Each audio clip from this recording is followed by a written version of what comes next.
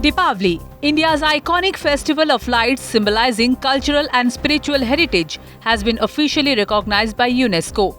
It is now part of the representative list of intangible cultural heritage of humanity, highlighting its global cultural significance.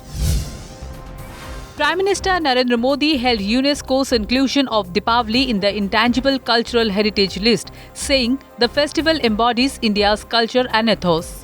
He described Deepavali as the soul of the nation's civilization, celebrated worldwide with immense joy.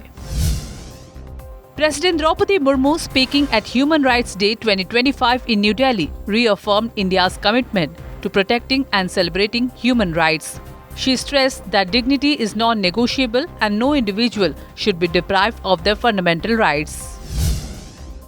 Union Education Minister Dharmendra Pradhan has urged students, teachers and parents to join Pariksha Pe Charcha 2026, led by Prime Minister Narendra Modi. The program focuses on easing exam stress and fostering a supportive environment for young learners.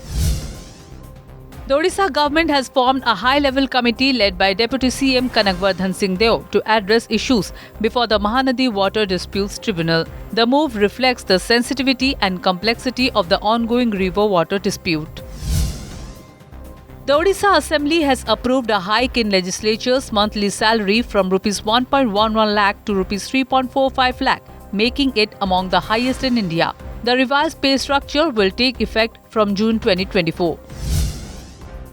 US-based tech giant Amazon has announced a $35 billion investment in India by 2030. Senior Vice President Amit Agarwal revealed the plan at the Amazon Sambhav Summit in New Delhi, aligning the company's growth strategy with the government's Vikasit Bharat vision. Belgium's Court of Cassation has rejected fugitive Mehul Choksi's appeal against arrest in Antwerp, ruling in India's favour. Choksi, accused of 6 bank frauds worth Rs 13,000 crore between 2018 to 2022, has been jailed in Antwerp since April this year. Adani Electricity has won all 15 gold awards for the second year in a row at the 39th Annual Chapter Convention on Quality Concepts, organised by the Quality Circle Forum of India's Mumbai chapter, marking a major achievement.